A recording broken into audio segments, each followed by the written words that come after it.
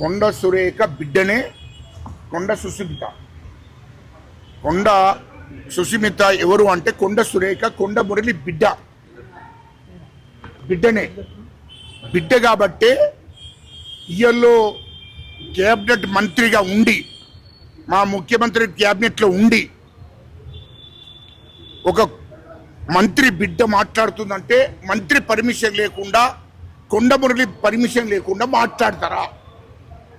అది చెప్పండి ఫస్ట్.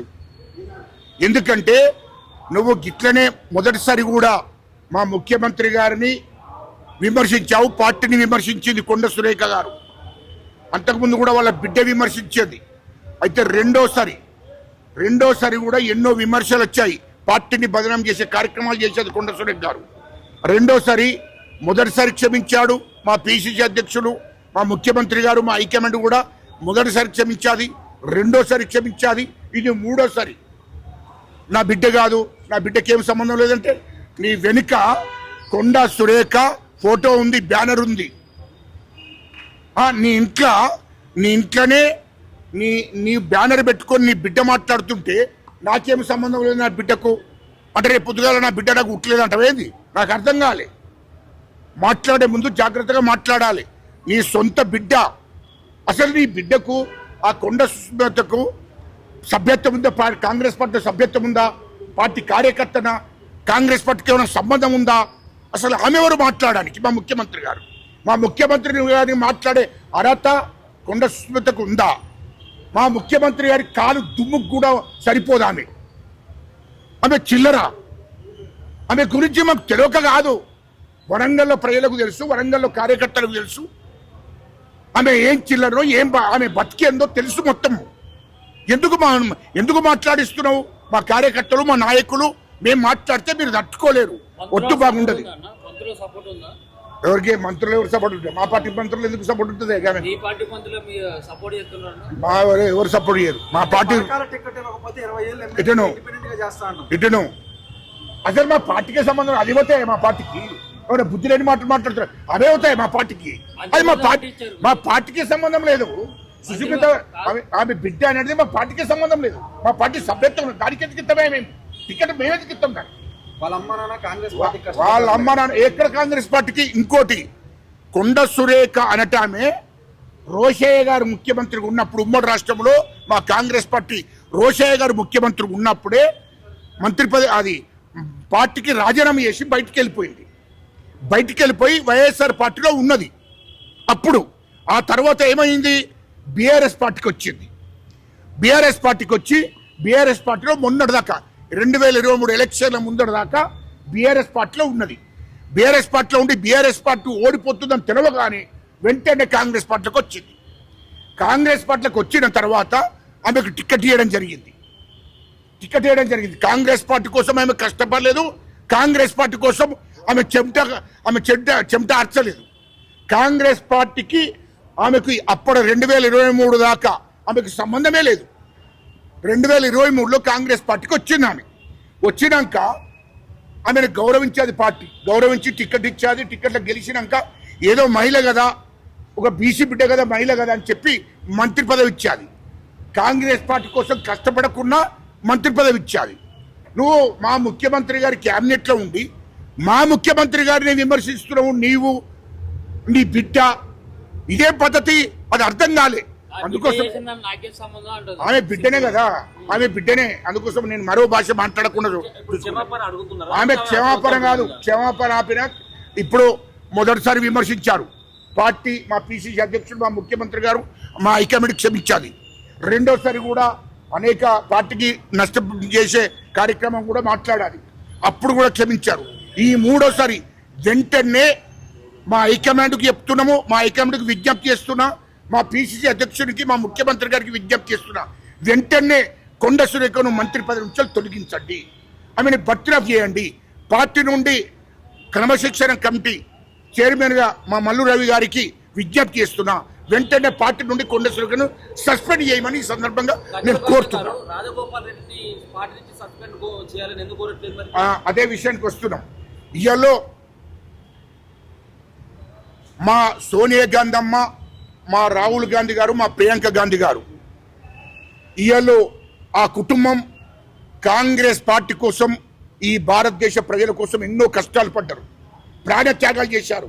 నెహ్రూ గారు, ఇందిరాగాంధీ అమ్మ, రాజీవ్ గాంధీ గారు వాళ్ళు ప్రాణత్యాగం చేసి వాళ్ళ ఆశయాలు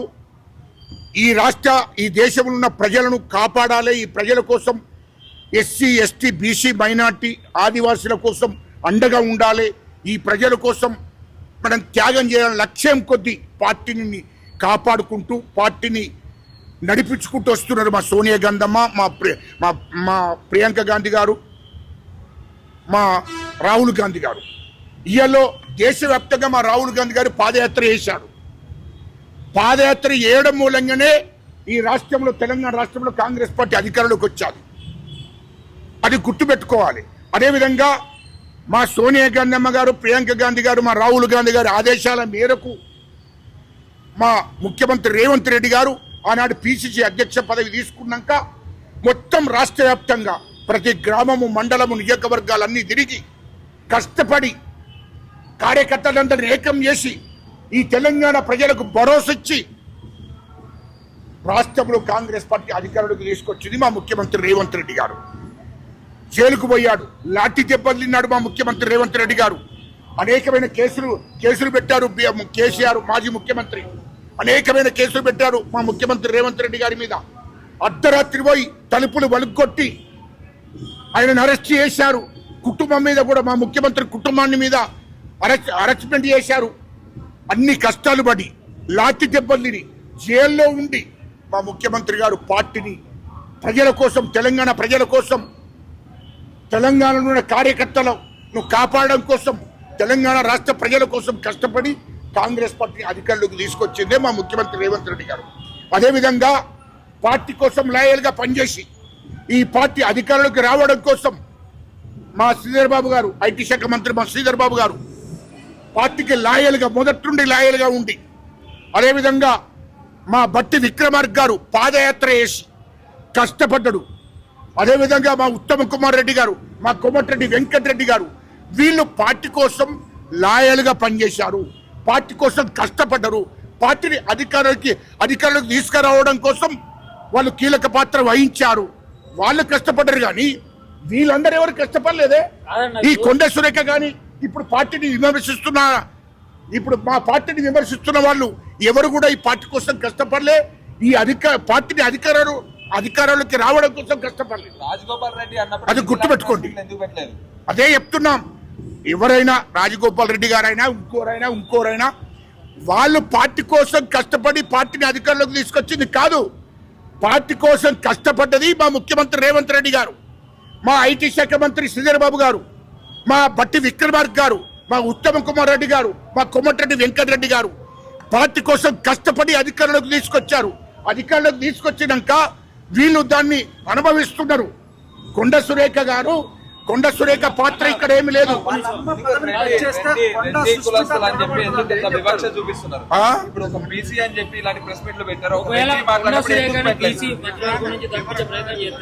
మరి బీసీ సంఘాలు కానీ ఆమెకు మద్దతు ఇచ్చేటటువంటి ఎవరైతే కార్యకర్తలు వాళ్ళు ఎందుకు సైలెంట్ ఉంటారు? ముఖ్యంగా ఇవన్నీ కూడా ఒకటి గుర్తుపెట్టుకోండి.